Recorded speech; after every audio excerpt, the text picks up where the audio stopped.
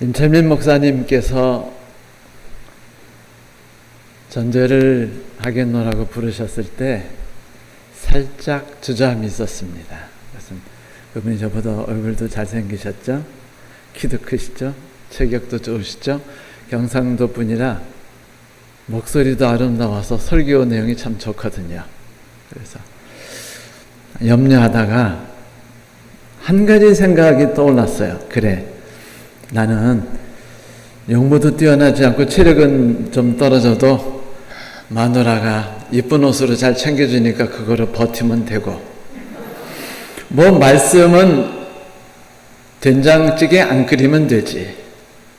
그래서 저는 이제 다가오는 나흘 동안 정식으로 말씀으로 부딪히면 목사님에게 지니까 파스타, 떡볶이 이런 형태의 요리를 가지고 말씀을 여러분께 함께 나누고 시간을 쓰려 합니다. 그럼 여러분도 재미있으시고 저도 부끄러움 없이 자신 있게 여러분들에게 말씀을 소개할 수 있으니까요. 불러주셔서 감사하고 그리고 참으로 영광이라고 생각합니다.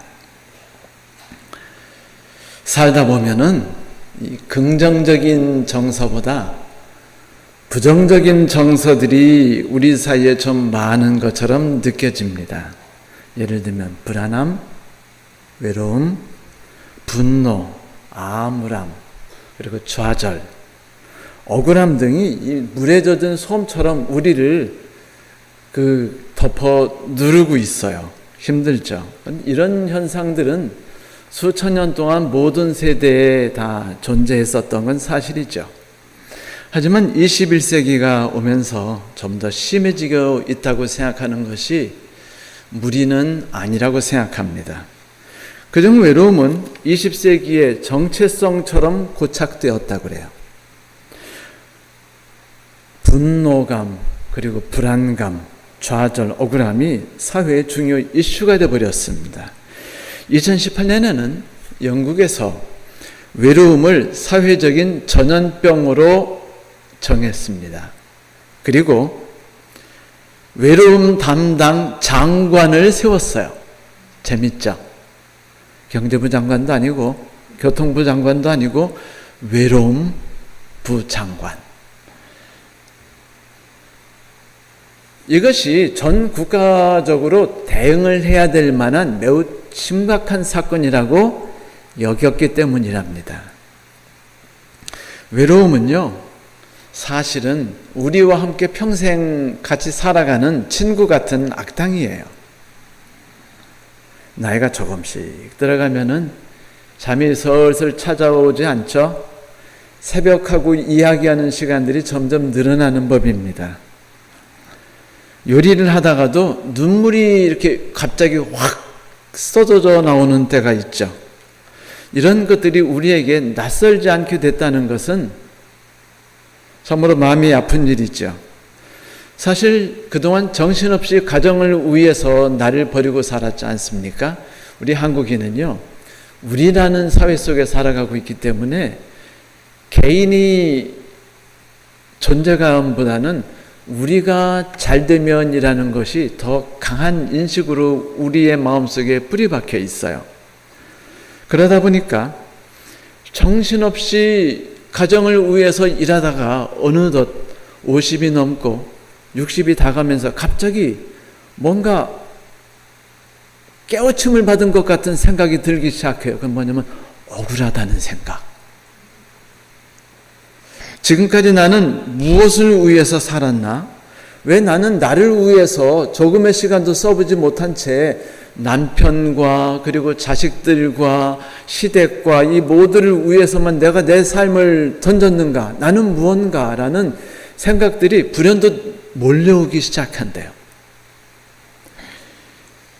갱년기 시절부터 계속 어머님들에게 찾아오는 것이 이 외로움이고요. 그리고 한인데 그것이 영혼을 갉아먹는 좀처럼 끊임없이 우리에게 붙어 있으려고 그러고 우리를 괴롭힙니다. 이 우리라는 정신은 한국인이 갖고 있는 아주 독특한 정신이죠. 우리는 하나고 나는 우리 속에 존재감을 느꼈고 그래서 행복했어요. 남편이 회사에서 승진해서 행복했고 우리 자식이 그 외국 가서 행복했고 그리고 좋은 대학 들어간다니까 행복합니다. 그래가지고 내가 정말로 큰 일을 했다는 뿌듯한 마음을 느꼈어요. 그런데 이 나이 되고 보니까 이놈의 남편이 내가 이제까지 희생하고 봉사했던 나의 모든 삶을 알아주지 않는 XX라고 느껴지기 시작하는 겁니다. 이제 막 착한 말들이 사라지기 시작해요. 슬슬. 그래서 이제 외로움을 타고 우울해지고 우라가 치밀어 오르기 시작하죠. 이놈의 남편이 가정일을 돕는다고 하지만은요, 주체가 된 적은 없어요. 그냥 도와주는 자였는데 도와준 거 가지고 되게 뻐기는 존재일 뿐입니다. 오죽하면은 자녀 잘 키우려면 시아버님의 재력 그리고 남편의 무관심이 있어야 된다는 말이 있겠습니까? 어머니의 정보력은 중심이죠. 거기에다가 내 몸과 마음을 던져서 키우고 있는 이놈의 아들놈이 말입니다. 좀 컸다고 내 사랑과 열정으로 모아놓은 아들을 위해서만 목숨을 걸고 모아놨던 성공하는 방법에 대해서 반항을 하기 시작해요. 그러면 나는 그 녀석이 좀 더 안정적인 방법으로 좀 더 성공적인 삶을 살아갈 수 있도록 학원도 좋은 데를 택하고 얼마나 고생하고 돈 많이 썼는데요.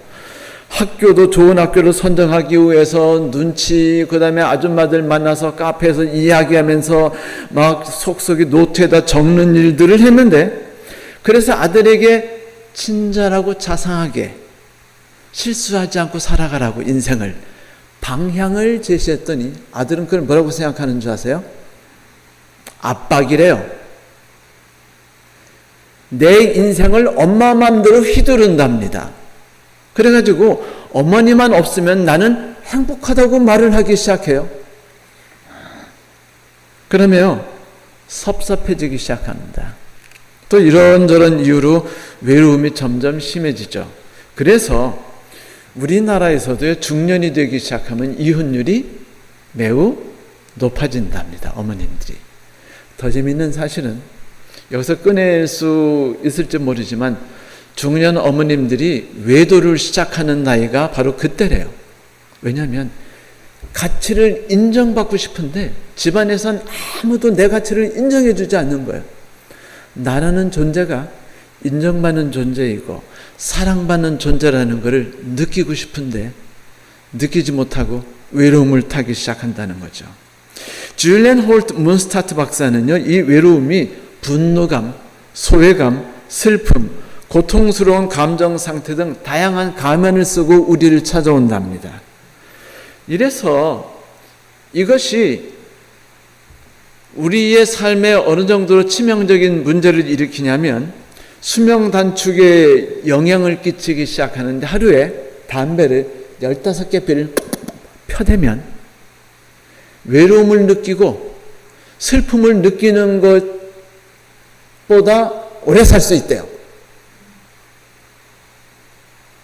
웬만하면 외로움 장관을 세울 정도가 됐겠습니까? 이게 이만큼 심각한 사회적인 질병으로 그들은 생각하고 있다는 겁니다. 비만, 과도한 알코올 섭취, 운동 부족으로 인한 위험보다 크다고 경각심을 발했습니다. 물론 해결 방법이 없는 건 아니에요. 방법은 있죠. 그 부정적인 생각을 할 때마다 막아버리래요. 그런데 막아집니까? 요리를 하다 보면 자꾸 생각나는 게 저놈의 남편이 나한테 한 짓들, 시댁에서 나한테 한 짓들, 시어머니가 한 짓들, 자식 새끼가 한 짓들이 끝없이 생각나는 거 아니겠어요? 고통스러워요. 힘들어요. 끊어버리고 싶어도 끊어버리지 못합니다. 그런데도 끊으래요. 끊으려면 메신저나 전화를 붙들고 카톡에 매달려서 누군가하고 대화를 나누랍니다. 신문을 보고 글을 읽고 타인들과 자꾸 인생의 교류를 나누래요. 그래서 생각을 빠지지 않도록 막으랍니다. 그것도 안 되면 정홍진 교수는 이렇게 말씀하셔서 정말 막막할 때는 일단 집 밖으로 나가서 경치라도 바라봐라. 그렇게 하면 시각적으로 청각적으로 자극을 받아서 기분이 한결 좋아지고 그렇게 되면 그 생각에 몰입되는 것을 막을 수 있다.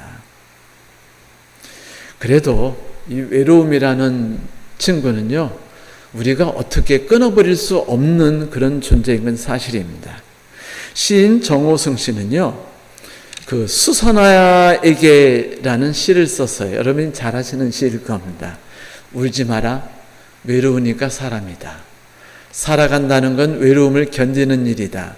공연이 오지 않는 전화를 기다리지 말라. 눈이 오면 눈길을 걸어가고 비가 오면 빗길을 걸어가라. 갈대숲에서 가슴 검은 도요새도 너를 보고 있다. 가끔은 하나님도 외로워서 눈물을 흘리신다.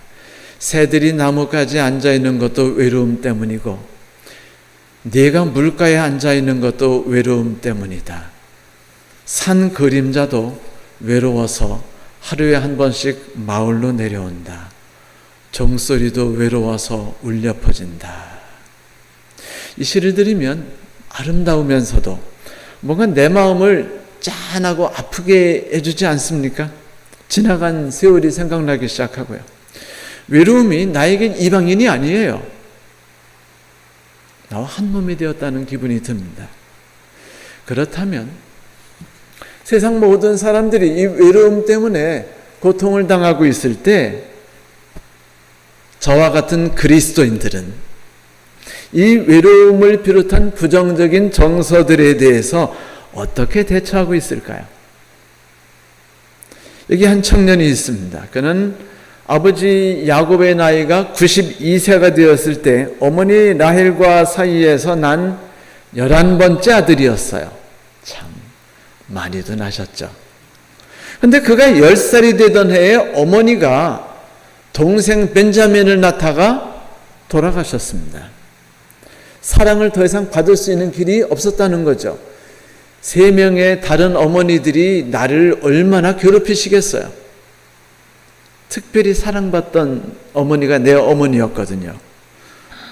아버지 야곱이 일찍 어머니를 여인 나를 얼마나 아끼시고 불쌍히 여기셨는지 모릅니다. 그래서 다른 아들과 다르게 채색 옷도 특별히 만들어가지고 입혀주곤 하셨어요. 그러다 보니까 형들이 요셉인 나를 무척 미워하기 시작했죠. 아버지는 나인 요셉이 그렇게 불쌍했대요. 마음이 아프고 보기만 하면 엄마 생각이 나고 편중된 사랑이 일으키는 문제를 우리는 잘 알고 있죠. 정말 아들만 잘해주고 딸 보고 네가 고생해서 아들 일으켜가지고 든든한 사람으로 키워야 된다. 네가 희생하라는 소리 들으면은요, 그때는 불끈불끈 힘내서 열심히 하는데 나중 가면은요 너무 섭섭해요. 그래서 다른 아들들이 미워하기 시작했어요. 이 아들을. 그땐 미움이 그냥 미움 정도였어요. 그런데 이 요셉이 어릴 때 사랑만 받고 자라다 보니까 지가 뭔가 되는 것처럼 미성숙해가지고 틈만 나면 형들 욕을 아버지에게 해주는 거예요. 고자질을. 기분 되게 나쁘죠. 뭐 형이 이랬네, 형이 저랬네 하고 자꾸 고자질하니까 형들이 너무 화가 났어요. 그래서 저 녀석은 참 아버지가 해주는 것도 얄미운데 싹수까지 노란 놈이다라고 생각하던 어느 날 이아가 형들을 불러서 말합니다. 형, 내가 꿈을 꿨는데 우리가 형제들이 밭에서 단을 묶고 있는데 형들이 묶은 단들이 갑자기 벌떡 일어서더니 내가 묶은 단을 향해서 엎드려가지고 크게 절하는 거 아니겠어? 그때 형들이요 완전히 요즘 사람들 말하는 대로 이게 그냥 확 돌아버렸어요.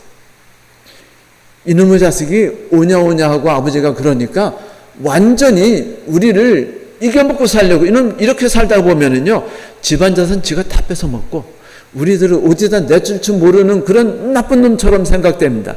요 놈이 없어지면 집안이 행복해질 것 같아요. 그러던 어느 날 아버지의 심부름을 따라서 요셉은 형들이 양떼를 치는 곳에 이제 맛있는 특식을 가지고 갑니다. 형들이 동생 요셉을 보고 잘됐다. 요번에 아버지도 없이 혼자 왔으니 이놈을 우리가 죽여버리자라고 생각합니다. 그래서 구덩이에 넣어요. 그런데 시간이 지나니까 그 격한 감정이 사라지고 있을 때 유다가 이야기를 했죠. 유다 형이 그래도 형제인데 죽일 수는 있나? 그냥 노예로 팔아버리지. 마침 그때 이스마엘 그 상인들이 지나가는 걸 보고 노예로 팔아버렸습니다. 그때 나이가 17살이었어요. 한참 청년이고요. 아직도 사랑받을 나이의 아이였습니다.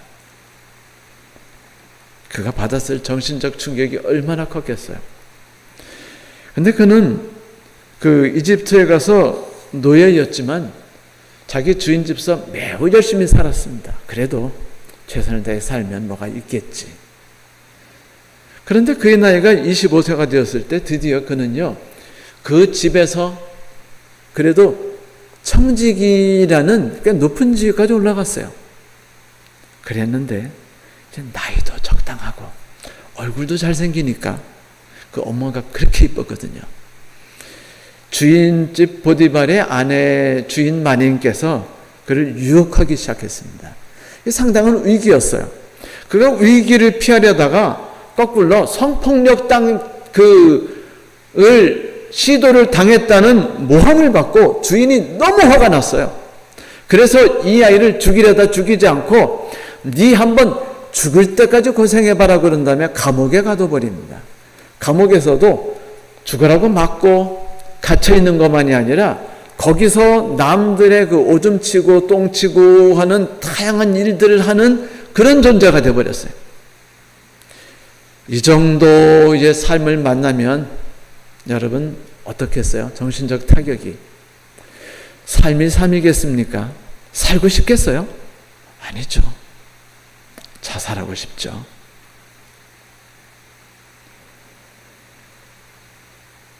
너무 힘들었어요. 그래도 한 번 더 용기를 내봐야지 그러고 열심히 일하다 보니까 좋은 일도 있더라고요.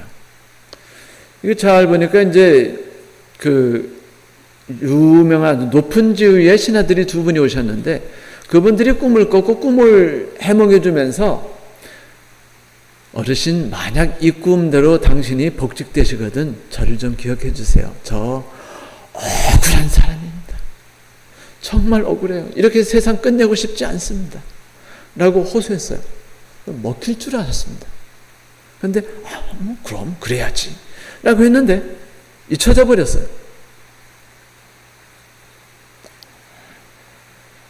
감옥에 풀어달라는 부탁이 잊혀졌을 때 여러분 그의 마음속에 이제 어떤 생각이 점점 가득 차게 될까요? 부정적인 생각 아니겠어요? 옳은 일을 한다고 해서 내게 선한 보상이 오는 건 아니야. 이런 생각이 들기 시작하겠죠.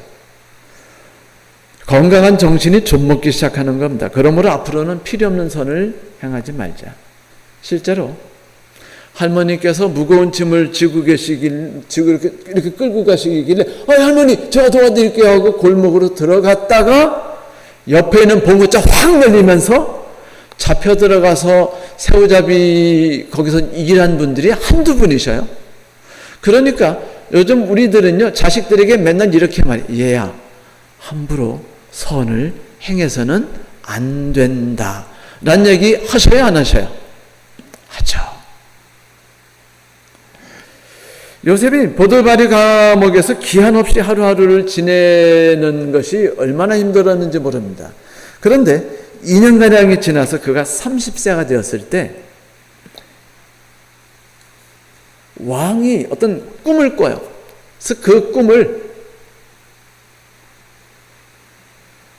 무슨 꿈인지 모르는데 너무 타격을 주는 꿈이라 해몽을 원했는데 그때 지난번 꿈을 통해서 복직됐던 그분이 맞아. 그 요셉이란 녀석이 있었지. 노예 출신. 걔가 이거를 하면 되겠다라고 해서 아무도 그 꿈을 해몽하지 못할 때 요셉을 부릅니다. 요셉 해몽만 했을 뿐 아니라 대처 방안을 너무 멋지게 말해요. 그래서 그가 곡식 담당 관리이면서도 총리 대신이 됩니다. 일약 승진하죠. 노예가 총리 대신이 된다. 이게 쉬운 일일까요? 히브리 노예가? 그런데 다행히도 당시 이집트 왕조가 그 외부 가나안 지역에서 밀고 들어왔던 철기 문화를 가지고 밀고 들어왔던 힉속스 그 외지인들이 이집트를 지배하고 있던 16왕조 때였기 때문에 가능했어요. 힉소스가 쫓겨난 뒤에 나중에 그 이스라엘 사람들이 노예가 되어버리지 않습니까? 이집트 사람들에 의해서. 그때 말하죠. 요셉을 모르는 왕이 나타나서 몰랐겠습니까? 너무 분통이 터지고 용서할 수 없는 민족이 이스라엘 민족이었었죠. 드디어 요셉의 나이 39세가 되던 해, 그 아버지 나이가 130세 되던 해, 그는요 기근이 한참 심할 때 가나안에 곡식이 없어서 곡식을 사러 온 형들을 만나게 됐습니다.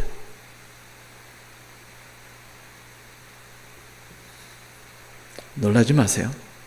이집트 총리 대신이 된 그 사람이요, 요셉이 형들에게 다음과 같이 말했습니다. 나는 요셉이라. 내 아버지께서 아직 살아계십니까? 형들이 앞에서 놀라서 대답하지 못하더라. 요셉이 형들에게 이르되 내게 가까이 오소서. 가까이 가니? 나는 당신들의 아우 요셉이니 당신들이 애굽에서 판 자라. 당신들이 나를 이곳에서 팔았다고 해서 근심하지 마소서. 한탄하지 마소서. 하나님이 생명을 구하시려고 나를 당신들보다 먼저 보내셨나이다. 이 땅에 2년 동안 흉년이 있으나 아직도 5년은 밭갈이도 못하고 추수도 못할지니 하나님이 큰 구원으로 당신의 생명을 보존하시려고 당신의 후손을 이 땅에 두시려고 나를 당신들보다 먼저 보내셨습니다. 그런즉 나를 이루어 보내신 분은 당신들이 아니고 하나님이십니다. 하나님이 나를 바로에게 아버지로 삼으시고 그 온 집의 주로 삼으시며 애굽 온 땅의 통치자로 삼으셨습니다. 그렇게 엄청난 불행을 만났는데 어찌 환경에 대한 원한이 없겠어요? 아무도 믿지 못하고 모두가 나를 이용하거나 괴롭힌다고 생각했기 때문에 외롭지 않았겠습니까? 그들에 대한 복수심에 불타지 않았겠어요? 그리고 복수심을 위해서 빨리 열심히 일해가지고 성공하는 그런 자유인이 되겠다는 생각 때문에 초조한 마음에 불안함이 있지 않았겠어요? 그렇게 되면 자기도 모르게 부정적인 노예 정신의 노예가 되어버립니다. 또 다른 노예가 되는 거죠. 육체적인 노예가 된 것도 억울해 죽겠는데 정신까지 속박을 받아서 노예가 된다면 얼마나 분통이 터지겠어요. 그렇지 않습니까? 하지만 여기서 요셉은 분노나 정의감, 복수심에서 자유롭게 된 사람처럼 보였어요. 이 글을 보면. 아니, 오히려 자신이 하나님에 의해서 부름을 받은 섭리에 의해서 자신이 부름을 받아서 필요한 곳에 적합하게 쓰여진 사람이라는 느낌을 받고 너무 행복했다고 그래요. 그러니까 어때? 마음이 저절로 넉넉해지면서 주변 환경을 능히 감싸 안을 수 있는 사람이 된 겁니다. 아버지도 용서할 수 있어요. 엄마도 용서할 수 있고 형들도 용서할 수 있는 사람이 된 겁니다. 여러분, 필요에 적합한 사람이 됐다는 게 얼마나 행복한 줄 아세요? 레나르드 번슈타인이 독일에서 그 벽이 무너질 때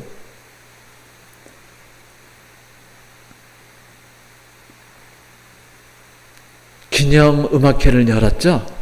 그게 바로 베토벤의 그 9번 합창곡이었습니다. 그 합창곡을 받았을 때 번슈타인이 얼마나 감격에 찼을지 상상이 가십니까? 그는요, 자기가 전 세계의 국민이 보는 가운데서 성벽이 무너지는 것을 기념하는 중심에 섰다고 생각하고 자기 역할이 여기에 딱 맞았다고 생각해요.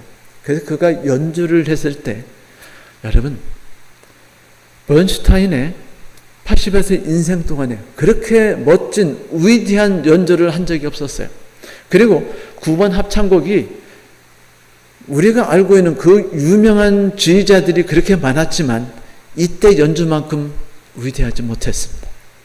그것은 내가 쓰임받는 곳에 적합하게 쓰였다는 느낌이 그들에게 있었기 때문이었죠. 그리고 번슈타인은 이 음악을 연주한 다음에 얼마 되지 않아서 이 세상을 떠나게 됩니다. 죽게 되었을 때 얼마나 행복했을까요? 그렇게도 억울했고 그렇게 통탄할 만한 오랜 세월을 살았었어요. 하지만 그 모든 슬픈 고통들이 정말로 내가 쓰여질 수 있을 때 가장 적합한 사람이 되도록 하기 위해서 준비되었다고 느껴지는 순간에 그는요 마음이 넉넉해지고 비로소 내가 이 세상에서 가장 필요한 존재로서 섰구나라는 생각을 하게 됩니다. 그때 그가 느꼈던 환희와 행복이 얼마나 대단했을까요? 바로 이것입니다. 비결은 이것이에요. 요셉이 절망이 가득한 감옥 속에서 한 가지 놀라운 비결을 깨달았어요. 바로 암흑 같은 비참한 환경, 사망의 음침한 골짜기 같은 것이 쉬지 않고 자기 앞에서 어른거릴 때 하나님께서 언제나 그의 곁에 함께 하셨다는 것을 그는 느꼈습니다. 경험했어요. 자기를 위한 때가 준비되고 있다는 것을 깨닫기 시작합니다. 그래서 가장 어두운 순간에 하나님이 함께 하셨고 용기를 주셨고 필요한 힘과 필요한 기술들을 주셨다는 걸 알게 됐습니다. 감옥에서 노예로 경험했던 것들이 총리로서 일하는데 가장 필요한 지식들과 경험이라는 걸 깨달아요. 내가 그곳에 있었던 게 가장 필수불가결한 일이었구나를 느끼죠. 마음에 한이 풀어졌습니다.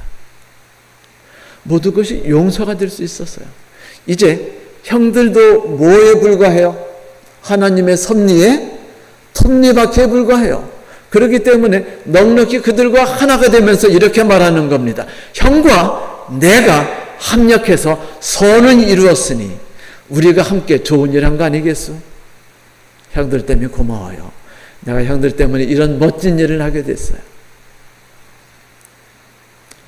하나님이 인도하시는 것을 마음을 열어서 경험하는 순간 인간의 삶은요, 지금 있는 환경을 떠나서 새로운 삶으로 이주하는 경험을 하게 됩니다. 그것이 익숙한 삶을 떠나는 것이지요. 하나님이 함께 하신다는 걸 섭리로 경험한다는 것이 우리의 삶을 얼마나 바꾸는지 아십니까? 라피 가운데 유대인들이 존경하는 아카바가 있었어요. 여행하는데 어느 날 어둑어둑한 날 땅거미가 지는데 마오르기쯤 갔는데 어두워져서 더 이상 갈 수 없었어요. 그때 입구에 오두막이 하나 있었습니다. 그래서 거기서 묵기로 했죠. 당나귀와 개를 오두막집에 메어놓고 방에 들어가 잠자리를 마련한 다음에 잠이 오지 않았어요. 그래서 램프를 켜고 책을 읽었습니다. 얼마 되지 않아 바람이 휙 불더니 램프가 꺼져버리는 게 아니겠어요? 하는 수 없이 책 읽기를 단념하고 잠을 청했습니다. 아침이 돼 일어나 보니까 오두막 앞에 메어뒀던 개가 죽은 거 아니겠어요? 당나귀도 죽었어요. 내 인생이 완전히 망가진 것처럼 보였어요. 아니, 하나님이 계시면 인생을 이따구로 챙겨두시는 건가? 내가 할 일이 얼마나 중요한 게 많은데. 그런데 터덜터덜 앰프를 들고 터덜터덜 이제 갔는데 마을에 이르르니까 폐허가 됐어요. 전날 밤에 도둑이 들어가지고 몰살을 시킨 겁니다. 만약 사자가 와서 당나귀와 개를 죽이지 않았으면, 그리고 바람이 불어서 등을 끄지 않았으면 아카바는요, 그 뒤에 이스라엘 사람들을 위해서 그가 남긴 위대한 업적들을 남기지 못한 채 적합한 장소에서 적합하게 쓰임받았다는 행복감을 갖지 못한 채 떠났을 수 있죠. 그러냐, 행복했어요. 하나님이 함께 하신다는 걸 느꼈죠. 여러분, 그때부터 그의 삶이 어떻게 바뀌었을까요? 억울했던 생각들, 사람은 살다 보면 느낍니다. 시댁 생각만 하면요, 부끈부끈 막 열이 치솟아 오르고 혈압이 170까지 올라가는 거 다 경험해요. 근데 그걸 이겨낼 수 있는 방법은요, 바로 요셉과 아카바가 겪은 경험들을 하는 것이죠. 새로운 삶입니다. 심리학자에 의하면 혼자 힘으로 세상을 살아가는 것을 그렇게 힘쓰게 살다 보면 불안함이 인간을 덮친답니다. 외로운 세상, 누구도 믿을 수 없는 세상에서 살다 보니까 의지할 데 없는 데서 앞길을 알지 못하는데, 이 앞길이 뭐와 같으냐면 요즘 날때는 비트코인 같아요. 대체 어떻게 흘러가는지 알 수가 없는 겁니다. 당연히 불안하죠. 난 불행해. 저놈의 남편 때문에 아침을 맞이하는 게 고통스러워졌어. 낯짝도 보기 싫어. 저 사람 때문에 동네 센터 다니는 게 싫어졌어. 왜 자꾸 나대는 거야? 아니, 하늘은 왜 내가 이 세상에서 행복하게 살 수 있는 그런 제한을 다 막아주시는 거야? 이렇게 대부분의 사람들이 세상을 살다가요, 상처와 한을 가지며 사는 법이에요. 그런데 우리 그리스도인은 이 한계 상황에서 하나님이 우리를 간섭하시고 우리의 삶을 주관하시는 걸 믿습니다. 우리는 그런 사람들이에요. 그래서 우리는 분노와 좌절과 절망은 겪지만 쓰러지진 않아요. 그리고 그것을 이겨내죠. 보란듯이 땅을 딛고 일어납니다. 요셉의 경우를 다시 생각해 보세요. 한동안 그는 힘써 자기 힘으로 환경을 해결하려고 그랬어요. 자기에게 닥쳐오는 맞서오는 환경과 마주쳐 싸우려고 했습니다. 그는 술 맡은 관장에게 말했죠. 꿈을 해몽해 드릴 테니까 제발 내 억울한 삶 좀 해결해 주세요 라고 말했어요. 그리고 기다렸습니다. 내가 최선을 다했으니 최선을 다한 인생답게 뭐가 이루어지겠지. 그런데 어떻게 됐어요?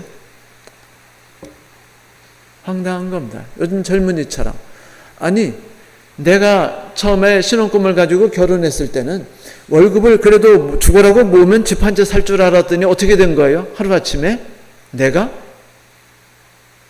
집을 못 사게 된 사람이 돼버린 겁니다. 내가 최선을 다한다고 해서 뜻대로 이루어지는 게 아니에요. 세상이 내 편이 되지 않습니다. 그래서 우리는 힘들어요. 상황을 해결하고자 처절한 분투를 벌이죠.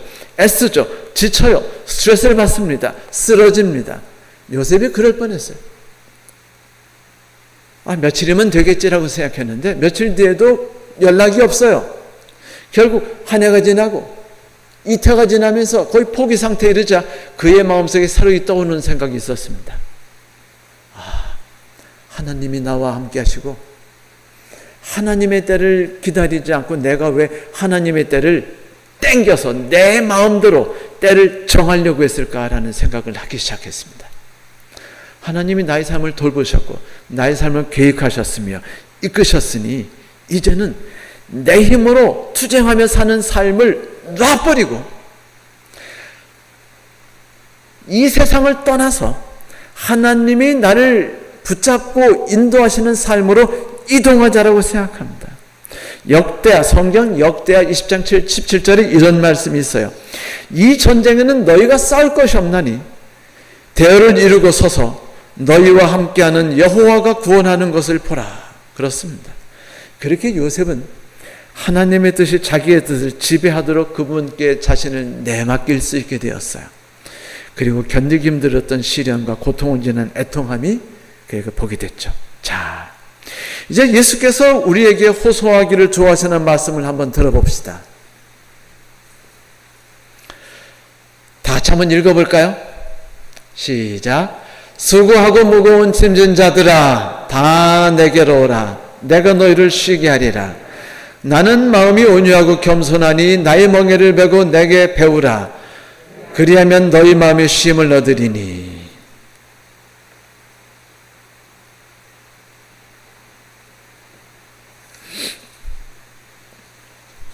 수고하고 무거운 짐진 자들이 무슨 뜻일까요?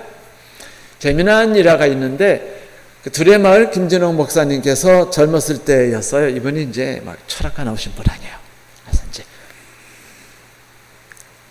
어깨 딱 발령받아가지고 시골교회 가서 뭐 키르케갈드가 어떠니 헤겔 어떠니 칸트가 어떠니 하면서 막 그냥 거품이 물리면서 막 설교를 한 겁니다. 설교만 끝나면 막 뿌듯해요. 막 내가 막 이분들의 정신세계를 막 바꿔가지고 그분들에게 천국을 심어줬다는 생각을 했습니다. 그런데 교인들이 그게 아니에요. 다 주무시는 겁니다. 속이 상해서 이건 아닌데. 그래서 어느 날 한두 달 지난 다음에 이분이 이제 그랬어요. 좀 해도 너무하셨지. 교우님들 좀 주무시지 좀 마세요. 그랬더니 할머니가 이렇게 보시더니 어이 젊은 총각 우리가 잤나? 아니 전혀 알지 못하는 이야기만 계속 시불항거리니까 우리가 안 자고 백일 수가 있나? 결국 목사님은 힘든 설교하시느라고 수고하셨고 교우님들은요 무거운 짐을 지셨다라는 재미난 일화가 있습니다. 여러분 수고하고 무거운 짐진 자들은 물론 이런 예화 같지는 않지만 앞길이 보이지 않고 무엇을 해야 될지 모르고 분노와 절망이 우리를 억누를 때 바로 그것이 수고하고 무거운 짐을 지는 것이죠. 수고한다는 건 내가 무언가를 하는데 일이 되지 않아서 수고하는 거고 무거운 짐진 자라는 건 내가 억눌림을 당한다는 것을 말하는 피동태입니다. 그럴 때 사람들에게 상담할 수 있는 누가 있다면 얼마나 좋을까. 옛날에는 우리 어머니들 있죠. 어머니들은 가끔 이렇게 방 안에 들어가면 어머니가요 거기서 뭐 이렇게 하시면서 중얼중얼 하셨어요. 왜 그랬느냐고 그 자식들이 물어보면 그래. 내가 왜 이렇게 자꾸 중얼거리는 줄 아나? 다 죽지 않으려고 그러는 거야. 이렇게도 안 하면은 한이 맺혀서 나 제명에 살지 못하고 죽을 거야. 아시죠? 한국인들 어머니들 얼마나 힘든 삶을 사셨는지. 이렇게 우리가 이렇게 느낄 때 캄캄함이 우리를 덮었다고 생각될 때 예수께서는 우리에게 이렇게 말씀하셨습니다. 수고하고 무거운 짐진 자들아 다 내게로 오라. 내가 너희를 쉬게 하리라. 그렇습니다.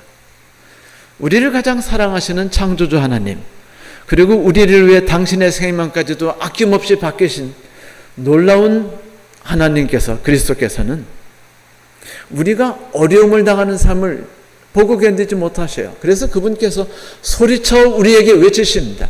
너희들이 수고하고 무거운 짐을 지지 않느냐? 내가 간구하노니 나에게 다가와서 손을 내게 내밀어다오.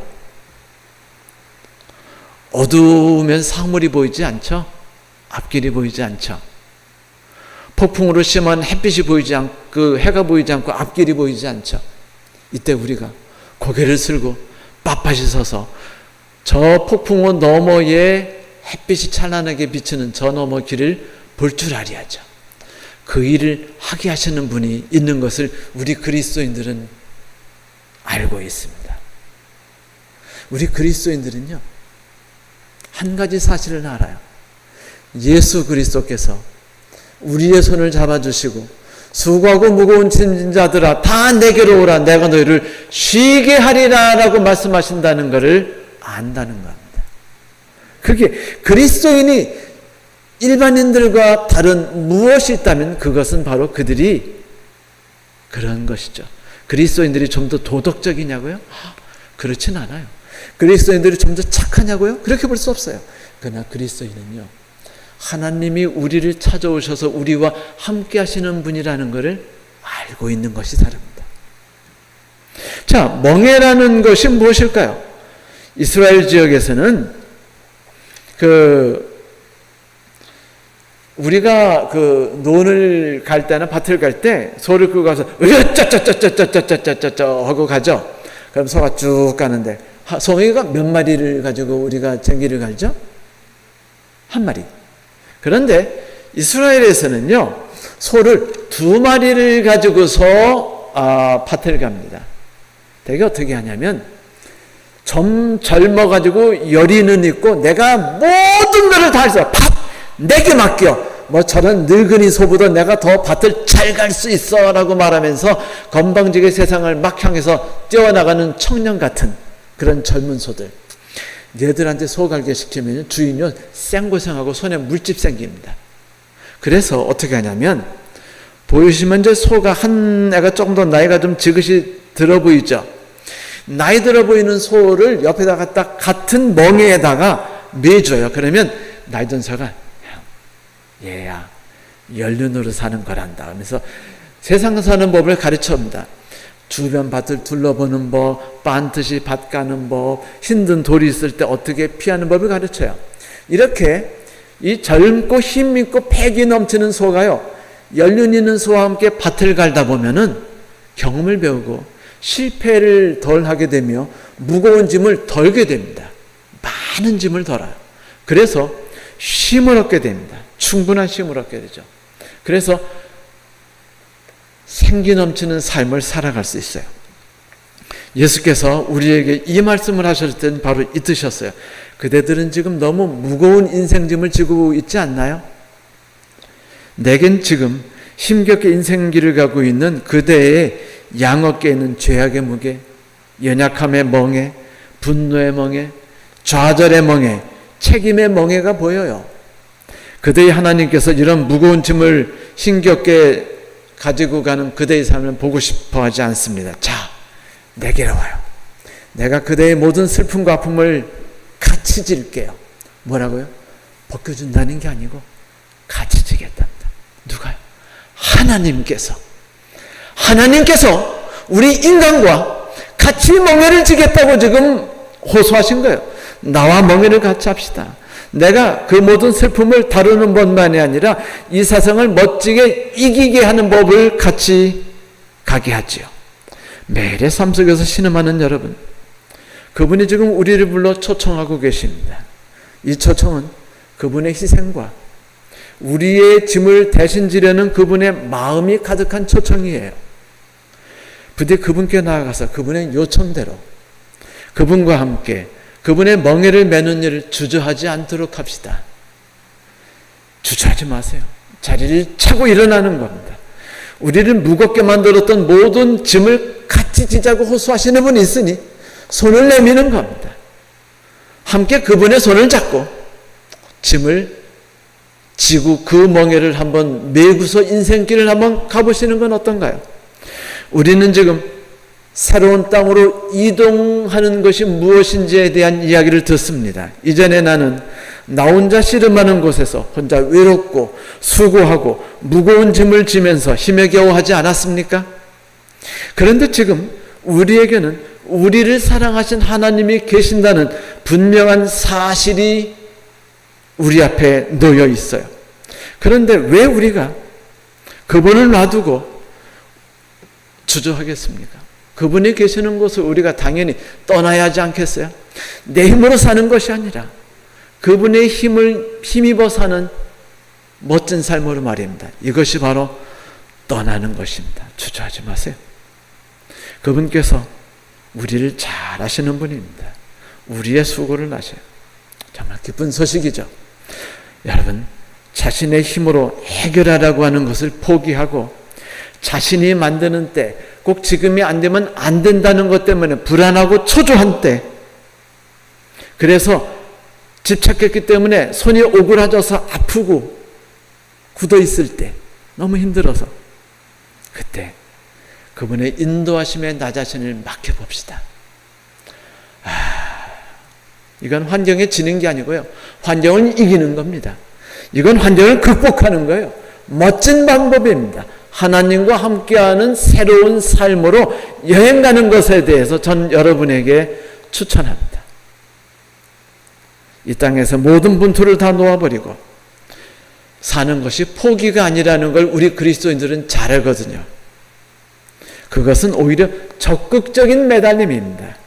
나는 여러분에게 우리의 기쁜 삶을, 우리의 삶을 그렇게 살아보자고 하면서 이 기쁜 소식을 여러분에게 전해드리면서 말씀 마칩니다. 감사합니다.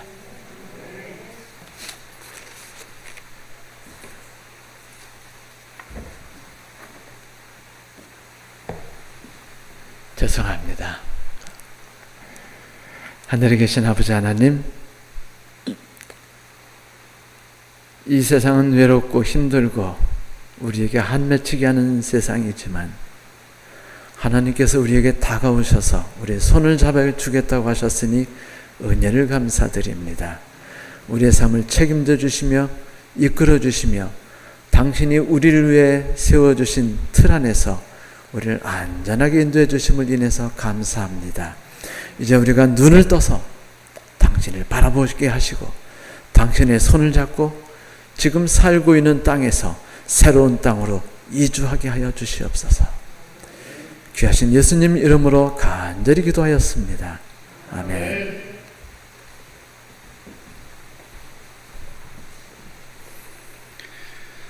네, 1부와 2부까지 참여해 주신 모든 분들께 감사드립니다. 오늘 또 특별히 저희 교회까지 방문해 주신 손님 여러분 진심으로 환영하고 내일까지 꼭 함께 해 주시기를 바라겠습니다. 내일 주제는 나는 오늘을 즐거움이라 부른다 라는 제목으로 함께 말씀을 나누겠습니다. 어두운 밤길 안녕히 돌아가시기 바랍니다. 감사합니다.